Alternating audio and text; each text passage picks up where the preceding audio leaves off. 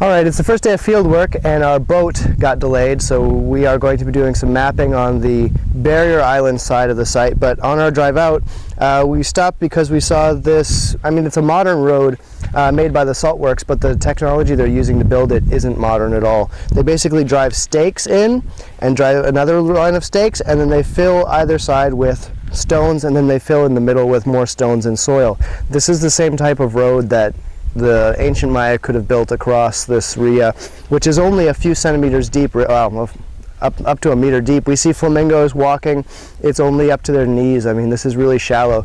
So it would have been really easy to make roads like this. You could make check dams, you could make choke points for the trade that we're going to be talking about. But anyway, we were just driving out and saw this and thought it would be worth a quick video. Here we have a small piece of jade we just found on the surface. We're out doing some survey on a spit of sand just south of the Salinera, or the roads that make the saltworks here. There's our field vehicle way in the distance. There's Dan and Christina. We're looking at a rock alignment. There's a large carved stone out here and a probable platform. It doesn't look like much, but we saw some alignments on Google Earth, so we decided to check them out today while we didn't have a boat. And it turns out that we already have some evidence of late classic pottery. And so we're not quite sure how to interpret this yet, and probably won't be able to because we'll be working more at the site of Emal, but it's certainly worth getting to know the area around where we'll be working. It may not look like much at first, but if you see this alignment of rocks that leads from me to Dan, it's a artificially made alignment, may have been some sort of retaining wall, and it's a little difficult to see. But here, this is a slightly raised up area. We've got more stones and stone alignments, which suggests the possibility of a platform here with a structure on top. Now we are about 2 kilometers north of Emal. I'm turning a little here to the south.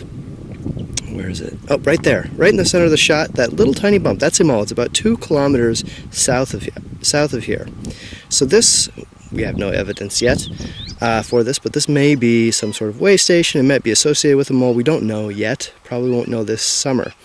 But it's certainly interesting. And here, if you look in the distance, this line in the distance of vegetation just above the sand, that very well could be, we walked on it. It's about 30 centimeters higher than the ground around it, and it's straight, and it's probably a man-made berm, possibly something to walk on when it flooded in this area. So even on this little spit of land far away from Emal, we're finding plenty of evidence of trade, including pottery from the late classic and that jade piece that we saw just a minute ago.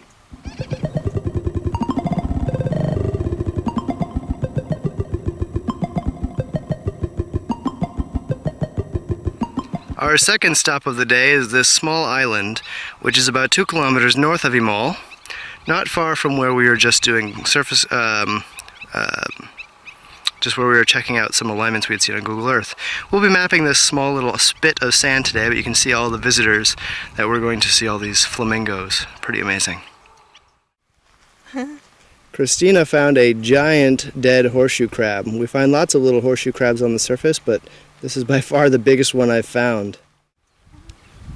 Here we are on the south side of this spit of sand we're going to be mapping, and here's a lot of stones. And the unusual thing is there's not a lot of stone in this area, so this is probably human collected. We've found some alignments that look like walls, but if you look closely, not all of these are stones. About, I don't know, half or maybe more than half of these are actually pieces of pottery, which speaks to a lot of human presence here.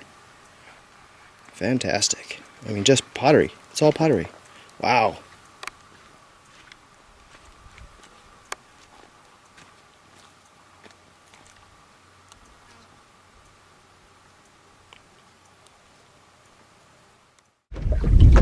Buenos dias. It's the 5th of July, and we're getting pushed out until we get far enough to use the motor. Our boat is still coming from the biosphere, and so we have had the luck to have the Salinera here give us a ride yesterday, our first day of Fieldwork at Emal, and then again today. Hopefully hopefully we'll be on our own tomorrow. Emal is about 7 kilometers that way. It's about a 25-minute ride. That's not so bad in the mornings or the afternoons. Much better than walking at first. Here we have our propane Jorge, Dan, and Christina checking her Facebook. All of our equipment is down in that hold underneath Dan. They will put him in there and put the lid on later. Here we are approaching Emal.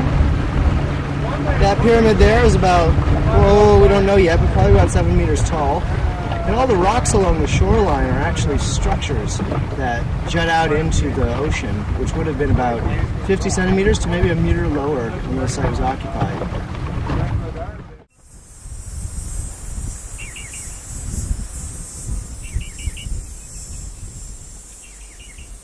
We've begun measuring the top of the pyramid here. Dan on the steady rod and Christina running the machine. Over the next couple of weeks we'll be mapping all the site you see behind Christina and all of the things that we can't even see behind me. We certainly have our work cut out for us. It's June 6th. Here we have Dan fording a 4-inch or 10 centimeter deep tide-filled area. By the afternoon, this will be hard and be able for us to walk on it. This morning, we're mapping what we're calling La Aduana, which is a little site on a island just north of of Emal. We filmed already here a little bit this week, but here we are coming back. Here we have Dan using a total station, which uses a laser and triangulations through this telescope to measure the distance and location of Christina, who's way over here on the other side of the island. Here's Dan, and here we are across the little laguna.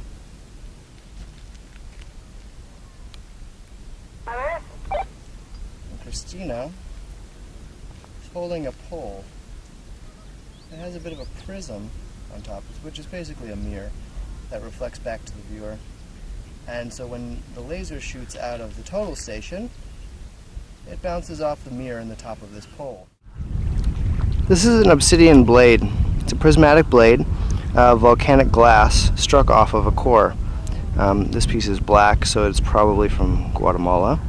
But these would have been about you could use them like razor blades. You can inset them into armatures to make, well, the Aztecs made entire swords kind of looking like cricket bats with these on the edges. They're razor sharp. Even after thousands of years, I could probably cut through my finger pretty good. But we're finding these all over the beach here, along with ceramics. What you see now is an in-progress map of what we're calling La Aduana. You can see the spit where we had a video of Christina mapping up on the north side, and you can see the site, or parts of the site, on the south side. This map isn't complete yet, but this is the sort of thing that the mapping equipment will help us produce. The rest of the week we spent wrangling a boat, which I think we have sorted for the next week, and just following up on some logistical issues that are going to come up, such as housing and things like that. But it looks like we have everything squared away now for the season, and next week we should hit it pretty good and get a lot of mapping done, so we're really looking forward to that. Thanks for watching.